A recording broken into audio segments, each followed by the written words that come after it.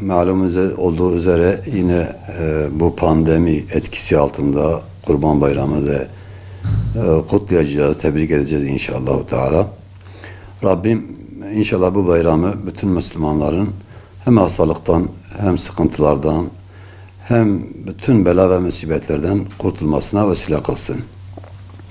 Bu bayramın en bariz özelliği hepimizin malum olduğu üzere kurbandır. Yani nasıl ki Ramazan ayında, Ramazan bayramında fıtır bayramı diyoruz biz ona. Ve herkes fıtır o gün en son vacip olarak vermekle mükellefse, bu bayramda imkanı olan her Müslümanın kurban kesmekle bu bayramda yapılacak en hayırlı işin Allah için kan akıtmaktır. Yani kurban kesmektir. Tabi kurban kesmekten amaç, gaye, bu kestiğimiz kurban etini yoksula, fakire, belki çok zor sofrasında et bulduğu mağdur ve mazlum insanlara ulaştırmaktır. Eğer kurbanımızı biz kesip kavurma yaparsak, evde sadece kendi ve çoluk çocuğumuzla yersek, belki o vecibe yerine getirmiş olacağız ama kurban o asıl hikmetinden de mahrum kalacağız. Onun için bu bayramda mutlaka kurban kesen kardeşlerimiz kurbanları fakirlerle paylaşsınlar. Özellikle yardım kuruluşları bu konuda iyi aracılık yapıyorlar. Eğer imkanı olmayan da bu yardım kuruluşları aracılığıyla kurbanı fakir fukaraya ulaştırsınlar. Bu bayramda malum 10 yıllardır olduğu gibi Kudüs, Filistin, Mescid-i Aksa gene Müslümanların yoğun gündemindedir. Bugünlerde Yahudilerin Mescid-i Aksa'ya yoğun saldırıları var, işgal girişimleri var. Mescid-i Aksa'yı yıkmak için bir hedefleri vardır. As-Süleyman mabedi ortaya çıkarmak adına. Bu konuda Müslümanların da Mescid-i Aksa'nın gündemlerine düşmemesi gerekir. Nasıl ki Siyonist Yahudiler sürekli gündemlerindedir, Mescid-i Aksa'yı işgal etme girişimiyle sürekli kendi gündemlerinde diri tutuyorlarsa, Müslümanlar da bu Siyonist işgalcileri kovmak için sürekli gündemleri olmalıdır. Eğer gündemimize düştüğü andan itibaren emin olun ki biz Mescid-i Aksa'yı kaybetmiş olacağız. Mescid-i Aksa'yı kaybettiğimiz andan itibaren de bütün İslam alemi bir risk ve bir işgal ve bir Siyonist saldırı tehdidi altında olacaktır.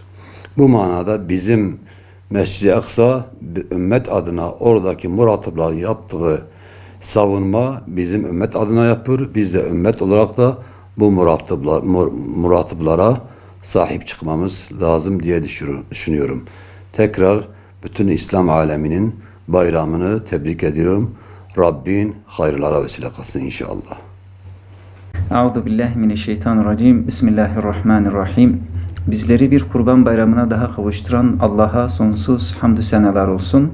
Malumunuz kurban birçok güzelliği barındırıyor içerisinde. Biz kurban deyince Allah'a yakınlaşmayı anlıyoruz. Hazreti İbrahim Aleyhisselam gibi Allah'a itaat etmeyi, Hazreti İsmail Aleyhisselam gibi biz teslimiyeti anlıyoruz. Tabii ki kurbanın içerisinde barındırdığı güzellikleri sıralasak da bitiremiyoruz. Neticede mazlumlar ve muhtaçlar için de birer bayramdır. Müminler arasında sevgi, kardeşlik, ünsiyet, sıla-i rahim gibi kavramların hayat bulduğu ortamlardır bayram. İslam ümmetinin içerisinde bulunduğu durum, bilhassa gözlerimizin önünde Mısırlı kardeşlerimiz hakkında alınan idam kararları, her gün, her saat, her dakika terör şebekesi tarafından zulme maruz kalan Filistinli kardeşlerimizin durumu diğer bayramlarda olduğu gibi bu bayramlarda da yüreğimizi dağılıyor. Buruk bir ortamda bayramın sevincini yaşamak zorunda kalıyoruz. Rabbimizden temennimiz odur ki bu mübarek günlerin hürmetine, bu kurban bayramının hürmetine, Hazreti İbrahim, Hazreti İsmail Aleyhisselam'ın hürmetine, İslam coğrafyasında yaşanan bu zulmün bitmesine, müminler arasında birliğin, vahdetin, kardeşliğin pekişmesine vesile olmasını diliyoruz. Şehitler Kervanı platformu olarak başta tüm şehit ailelerimizin ve bütün İslam aleminin, bütün Müslüman kardeşlerimizin mübarek Kurban Bayramı'nı tebrik eder. İslam alemine hayırlar getirmesini Cenab-ı Allah'tan temenni ederiz. Umarız ki bu mübarek günde yaptığımız kurban gibi hayırlı ameller neticesinde Cenab-ı Allah'a yakınlaşır ve bu vesileyle Cenab-ı Allah İslam alemine birlik ve beraberlik nasip eder temennisindeyiz. Malum son 2 yıldır pandemiden dolayı İslam camiası, İslam toplumu bayramlarını kutlayamıyor. Ve hamdolsun bu sene de yine bir kurban bayramıyla baş başayız. Ramazan bayramımız buruk geçti ama inşallah kurban bayramında biraz daha Ramazan'a nispeten hayırlı bir şekilde inşallah yad edeceğiz. Bayramlara baktığımız zaman hem Ramazan bayramına hem kurban bayramına aslında bayramlar kaynaşmanın, dertleşmenin, birbirinin halini sormanın, birbirine destek çıkmanın zamanı ve anlarıdır. Dolayısıyla bu kurban bayramlarında da pandemi kurallarını göz önünde bulundurarak, yani çok da fazla böyle kendimizi salmadan hem akraba ziyaretlerini, hem komşu ziyaretini, hem gerekirse mezar ziyaretlerini yaparak bu anlamda bir bayramı ifade edebiliriz. Her bayramda olduğu gibi bizim özellikle bayramı kutlayan ailelerden ricamız şudur. Ne olur özellikle bayrama gelen gençlerle ilgili, çocuklarla ilgili bazı ikramlarımıza dikkat etmemizde fayda vardır. Yani mesela maalesef birçok bayramda olduğu gibi hala bölgemizde, hala köylerimizde çocuklarımıza sigara ikramında bulunuyor. Bizim istirhamımız şu, yani masum gibi görünse de, bu bayramlık gibi görünse de bunlar bayramlık değildir. Çocuğa sigara ikram etmek, çocuğu bağımlılık girdabına sürüklemektir, çocuğu bu belaya sebebiyet vermektir. Kurban Bayramı'nın İslam alemine, İslam toplumuna hayırlar getirmesini, bu belayı başımızdan def etmesini temenni ediyoruz. Ve yine söylüyoruz, bugün eğer toplumda sıkıntılar yaşıyorsak, problemler yaşıyorsak, sıla-i rahimi kesmemizden kaynaklanan olaydır, diyaloglarımızı, iletişimi koparmamızdan kaynaklanan olaydır. Bayramlar iletişim kurmanın, bayramda birbirine halini sormanın, bayramda en büyük ibadet birbirinin derdine derman olmanın yolundan geçtiğini bilmekte fayda var. Şimdiden hepinizin bayramı mübarek olsun. İbrahim'i adayış ve İsmail'i teslimiyetin nişanesi olan kurban günlerine bu yılda ulaşmış olmanın sevinç ve süruru içindeyiz. Bu sevinç ve mutluluk günlerinde Allah'a kulluğumuzun önemli göstergelerinden kurbanlarımızı İbrahim'i bir ruh ile Allah'a ulaştırmanın mutluluğunu yaşamaktayız. Son 2 yıldır tüm dünyayı etkisi altına alan Covid-19 salgınından dolayı Kurban Bayramı'nda hacılarımız mübarek topraklara gitmekten, o manevi havayı teneffüs etmekten mahrum kaldılar. İbrahim'i adayış ve İsmail'i teslimiyetin nişanesi olan kurban günlerine bu yılda ulaşmış olmanın sevinç ve sururu içindeyiz.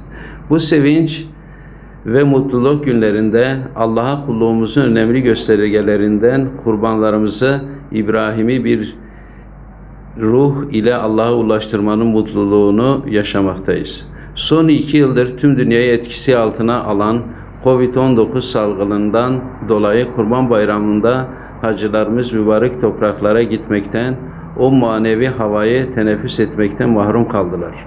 Allah bu hastalıktan tüm insanlığı kurtarsın, şifasını versin. Başta malum hastalıktan dolayı vefat eden kardeşlerimize Allah'tan rahmet, hasta olanlara hayırlı şifalar diliyoruz.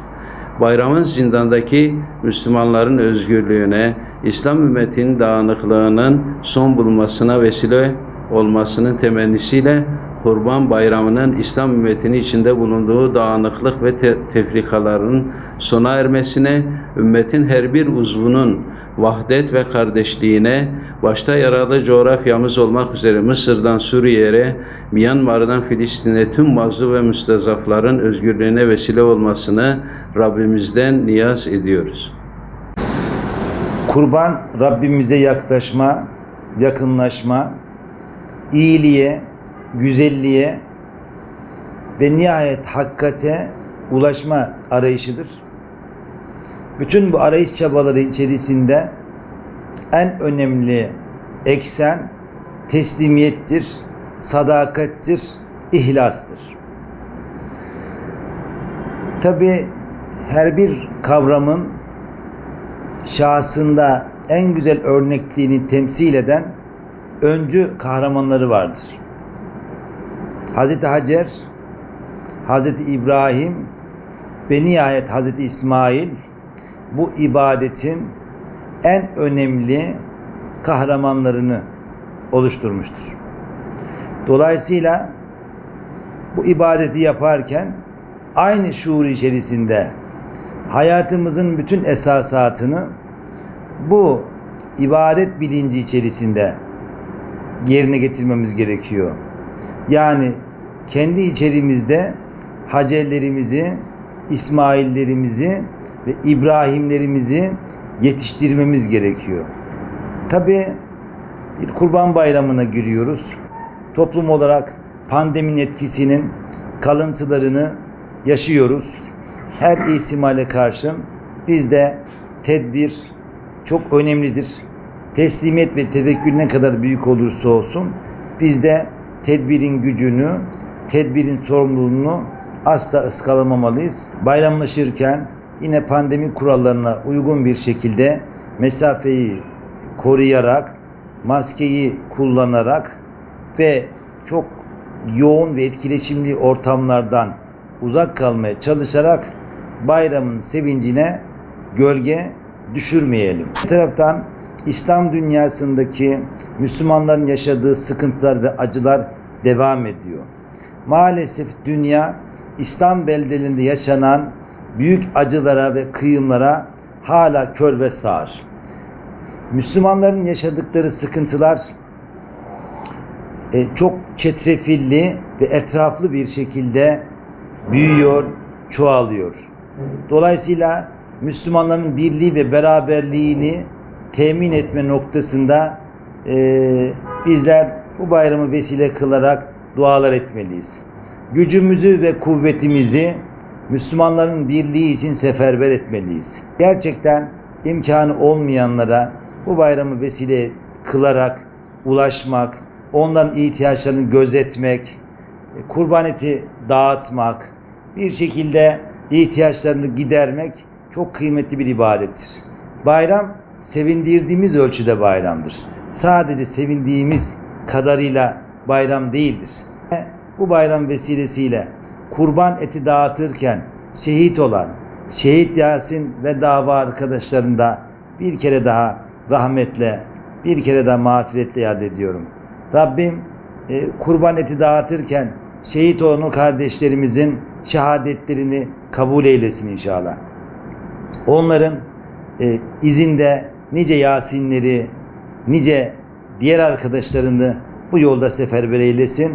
Bu yolu bereketli kılsın inşallah ve bu bölgenin de talihini, bu bölgenin de kaderini hakikaten o Yasin ruhuyla değiştirebilecek ihsanı, yardımı nasip etsin inşallah.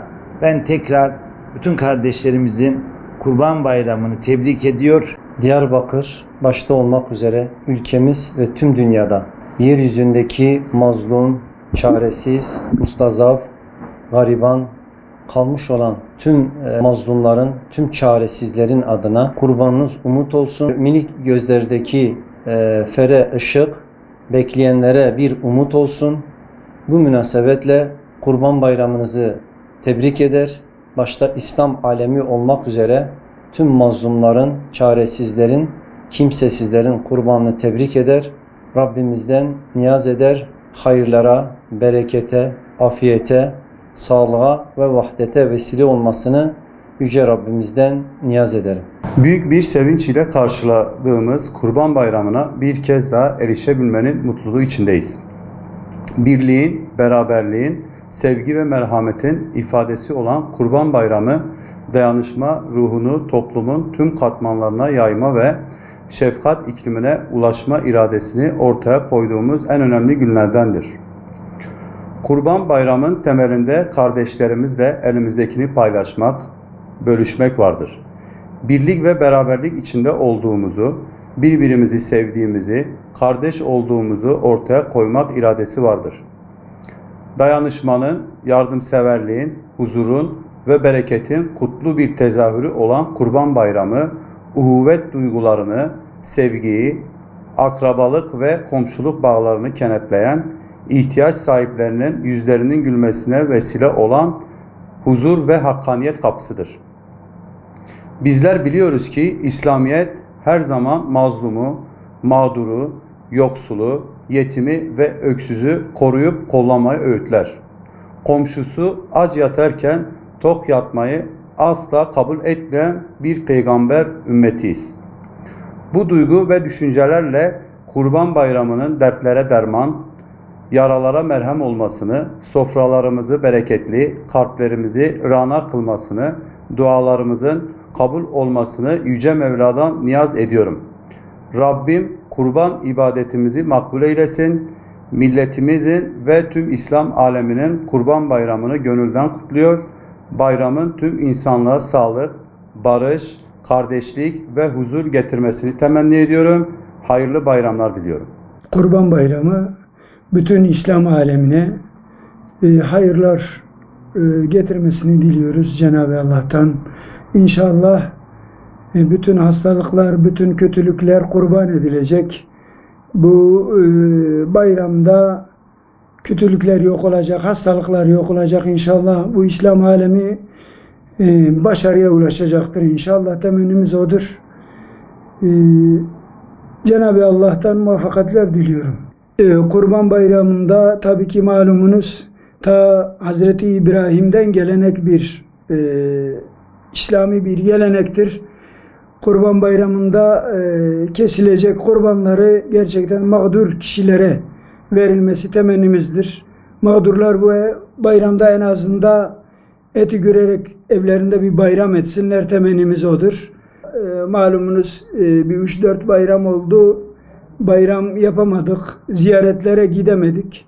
Ama bu bayram inşallah ziyaretlere gideceğiz. Büyüklerimizi, küçüklerimizi sevdireceğiz. Saygımızı onlara ileteceğiz. Konu komşularımıza gideceğiz. Ama yine giderken de dikkat etmemiz gereken konular, sağlığımıza da dikkat edelim. Halkımızdan temennimiz budur. İnşallah güzel kurban geçer ve daha iyi kurbanlar göreceğiz. Daha iyi bayramlar diliyoruz. Tüm İslam aleminin Kurban Bayramı'nı en içten dileklerimle kutluyorum. Rabbim bu dünyada nerede yaşıyorsa yaşasın, bütün Müslüman kardeşlerimizin sıkıntısını, dünyada bulunan yaşadıkları yerde yaşadıkları problemleri ortadan kaldırmasına vesile eylesin bu bayramımızı. Müslümanların bu bayramı bundan dolayı çok muhteşem bir fırsattır. Allah'a yakınlaşma, günahlarından kurtulma ile ilgili muhteşem bir fırsat önümüze çıkıyor. Rabbim tüm Müslümanların bu fırsattan istifade etmesini nasip eylesin. Burada Müslüman kardeşlerimizi uyarıyoruz. Bizim kurban ibadeti kapitalizmin verdiği, uğraştığı yol üzere ne yazık ki istemediğimiz şekillere de bürünebiliyor. Kapitalizmin bizi kurban üzerinden semirmesine vesile olan marketlerde paketlenmiş kurban kampanyalarından uzak duralım kardeşlerim. Deyim yerindeyse kurbanını kimin kestiğini bilmediğimiz, nasıl kestiğini bilmediğimiz, kafamızda binlerce soru işareti oluşturacak uygulamalardan kaçınalım. Kurban Bayramımızın Müslümanların şiarlarından biridir. Bazı hususlara dikkat edilmesi gerekir. Diğer dine mensup olan insanlar tarafından ya da Allah ile tanışmamış, Allah'a iman ile tanışmamış kişilerin kurban ibadetimize olan yaklaşımını kötü göstermemek adına çevre kirliliği oluşturmayalım. Kurban ibadetimizi yerine getirirken hayvanlara eziyet etmeyelim. Bıçaklarımız çok keskin olması gerekiyor. Bu hususa çok dikkat edilmesi gerekiyor. Kurban aynı zamanda paylaşmak manasına geliyor. Ne yazık ki günümüzde pandeminin etkisiyle de memleketimizde çok insanımız kurbanlardan paylar bekliyor. Bu konuya da özen gösterelim. Komşularımızda ya da çevremizde bildiğimiz yoksul ailelerimize kurbanlarımızı ulaştırma noktasında özen gösterelim. Dünya genelinde bütün Müslüman kardeşlerimizin Kurban Bayramı'nı tebrik ediyorum.